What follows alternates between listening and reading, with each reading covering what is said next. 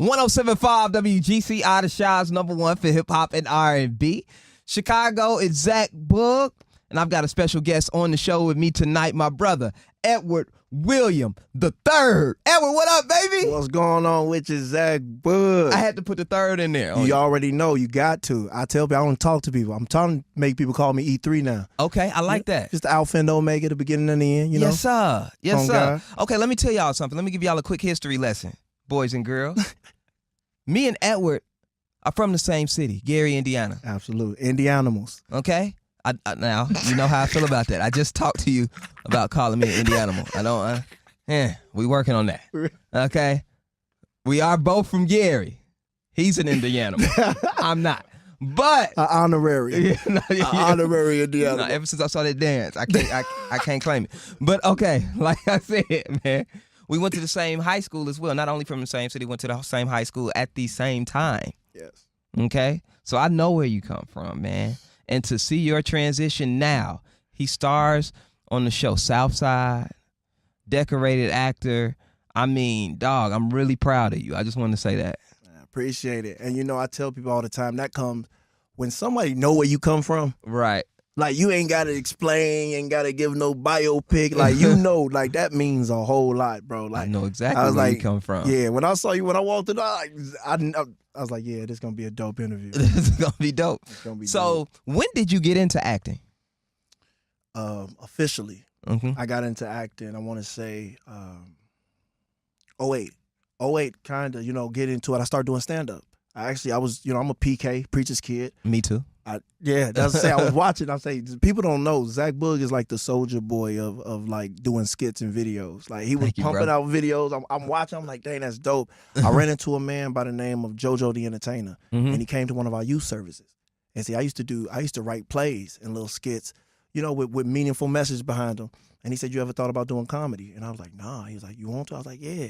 And my mom said something powerful. He was like, you think he'd be nervous? She was like, all he needed is audience. Like, all he need is audience. So I ended up doing my first show with LaRoyce Hawkins from Chicago PD, Alan Edge. He went on and did the Meet the Browns movie. And that was my first time being on stage. And from there, man, I just kept going. Wow, so you just kept going. So what year was that around? That was 08. That was around 08. So you've been in the game about 14 years. 14 years. Yeah. Me too, man. That's when I started my radio career. Because we're around the same age. So that's so dope, man. So how did you get the role on Southside? Oh, man. That actually came, man. So I booked with my agency, like 2016. It was Gil Hayes at the time. It's Hayes Talent now. A lot of people know Michelle Hayes. I got with her, and, man, everybody was telling her to, like, see me. She was like, so she saw me about 6 times. I was telling her, this, you know, opportunity I just kept going, you know, because I just knew what I wanted to do. And it took me to do my Ray Charles impersonation. Wow. And she was like, okay. So she was like, I'm finna represent you. She started giving me a whole lot of auditions. I got a nickname. They call me Book 'em. Okay. I would walk into the audition room and just book. You book 'em? Yeah. Okay, so your Ray Charles impersonation got you with Michelle. Got you with that agent, right? Yeah. So that was the step. That was a step in getting on, right? Yep. So let me see it. You knew I was gonna go there. But see, here's the thing, Zach. I always know where people's gonna go because I see where you're coming from. Real, I got a real time, and she good to me. Oh yeah. All right. I'll make you do what you do, baby. Yeah. Yeah, brother. You look blind. You look blind in the mug, bro. Ain't that crazy though? Yeah, man. Wow. That was good. I appreciate that, man. You talented, brother.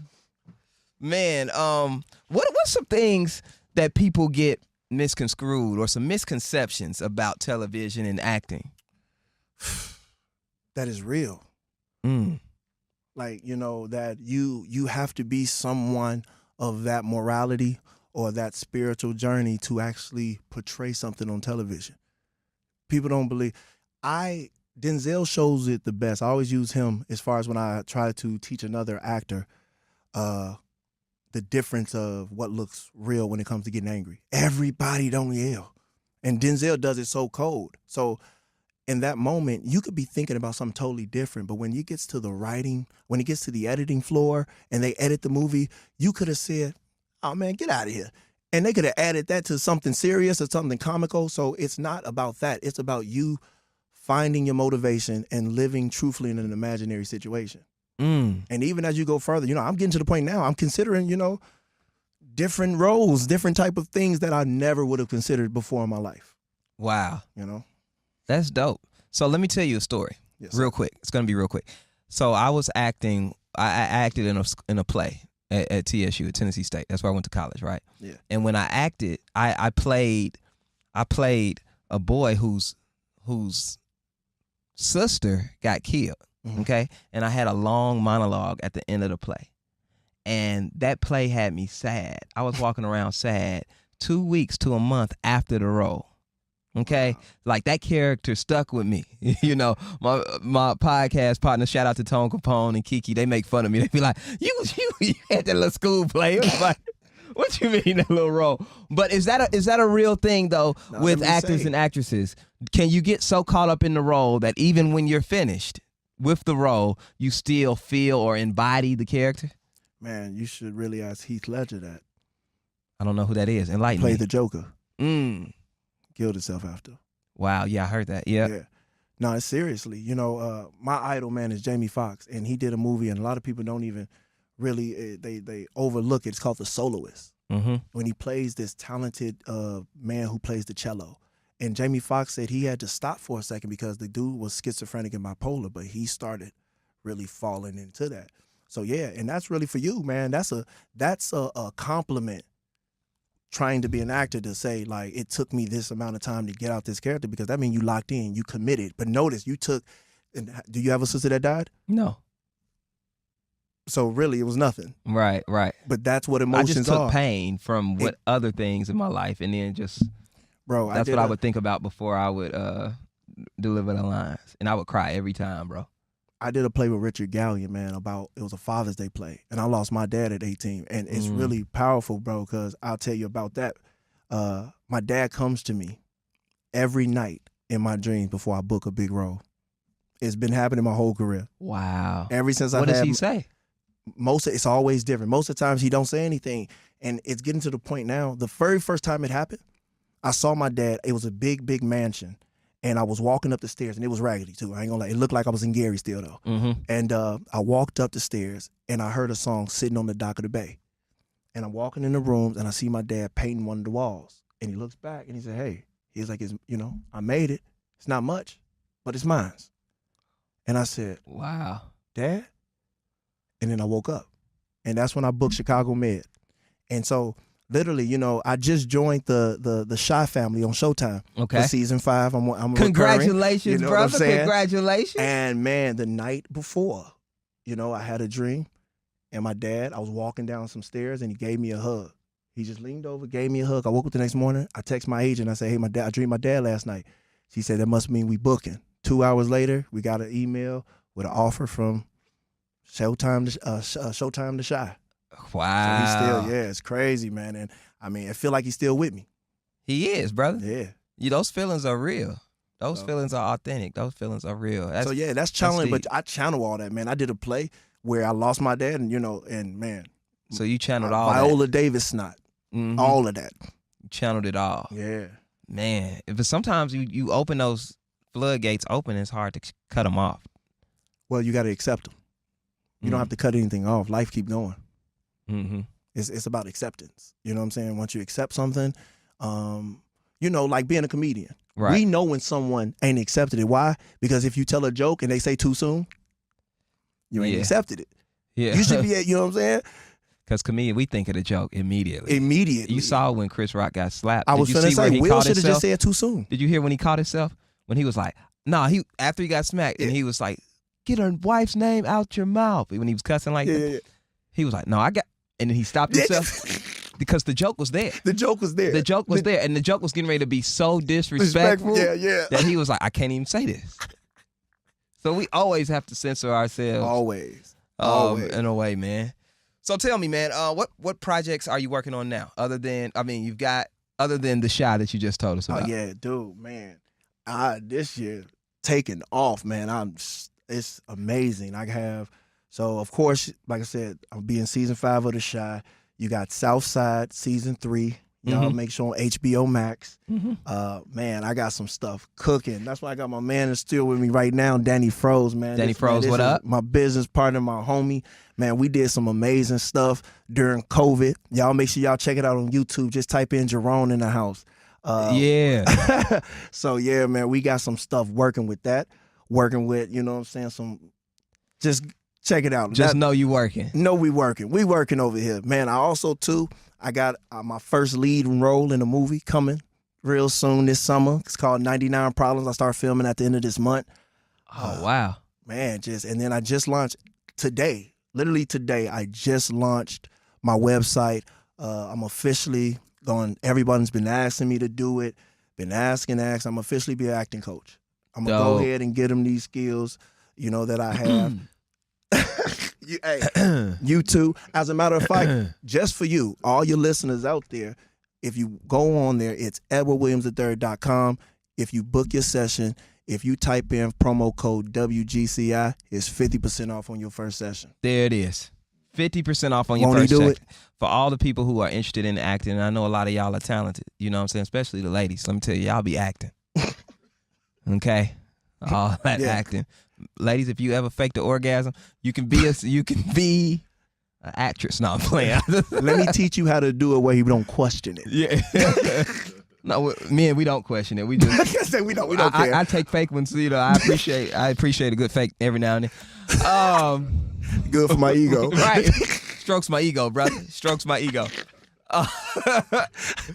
But no, man, this is dope, man. It's full circle to me. Just watching where we've come from and just to be sitting in front of you right now. This is amazing. Yeah. Edward, I didn't know, like when we were in high school, I didn't know you would be where you are. Man, me either, because I only start, like I said, you know, I came from, when I was 10, I came to Gary. Right. From San Diego. Mm-hmm. And it was because my mom had bought me these Adidas with 4 stripes on them. And down here, like, you know, I come from California. Yeah. I was surfing. We roasted them home. Nick, I had to learn how to roast real fast. We towed them up. Man. I never forget you had on them 4 stripes. Man, we towed them 4 stripes. Do you remember Moody? Yeah, I remember Moody. Dude, and what was the dude name? But see, I got him. I told him, I said, look, he had a rhinoceros nut in his lip. What's the dude? He was like, he was an upperclassman. I forgot. I can't remember his name. I can't figure. But that day, it took Moody's hair looking like burnt grass is what I told him. That's hilarious. I said it looked like I have a whole project after the 4th of July. Shout out my boy Moody, man. But it was real. That day when I literally, you know, they was upper class. I was a freshman. They were seniors, and I just roasted back. You had to come with it. I had to, and man, that's why I had to get funny to keep people up off me. And I wasn't gonna fight them. That was gonna be a losing battle. I was 5'2". Hey, and what you up? 5'4" now? 6'7", 5'7". I need 5 more pounds. Don't start a roasting battle. I'll fire your ass up. Now, I want to let you know it ain't gonna be sweet. Cameras on too. I'll let you out. Hey, you listen here. You got a voice. I'm gonna let you draw the line in the sand. Wave the white flag. But no, man, I'm proud of you though, for real. No, hey, same here. You know, this is dope, man. This is really dope. So let people know where they can find you, where they can check out your work, all that. Man, you guys can find me all social platforms. It's Edward Williams III. Do not forget the 3 eyes. They right there at the end. My third eye open. Once again, you can find me on Apple Music, Spotify. Dropping some more music. You know, I play a rapper on. That's what I was getting ready to say. You play a rapper on Southside. That's actually what inspired it. That's what got you rapping? That's what got COVID and the role. I was stuck in the role for longer than 2 weeks. I was stuck in the role all through COVID. Oh. So we shot Southside. The pilot episode was shot in 2017, and then it wasn't released until 2019. And soon after it got released, COVID got released. Yep. So yeah, my 15 minutes of fame was like quick. I know you was like, damn. I was just sitting in the house. Yeah. I couldn't do nothing. So hold on, let's just take it back. So you weren't rapping before you played the role of a rapper, but then you got caught up in the role, and then you started really rapping. Well, see, I had to change. I changed my careers very early in the game. So even growing up as a freshman, I wanted to become a singer. I wanted to go on American Idol. Yeah. But then puberty hit. And everybody roasted me because I couldn't sing no more. So I've always had that, you know, I've always wanted to be an artist, but, you know, that's why I love Jamie Foxx, because Jamie Foxx was trying to be an artist. Yeah. They didn't care. Did comedy, got a show, came back to music. Was an amazing actor. And came back to music, and we accepted him. Yep. So, you know, that's what I'm hoping. Got Tank to write some songs. But that's dope. That's dope, man. Congratulations, Edward. Yeah. For real, man. I appreciate it. Ladies and gentlemen, y'all give it up for Edward Williams III, my brother.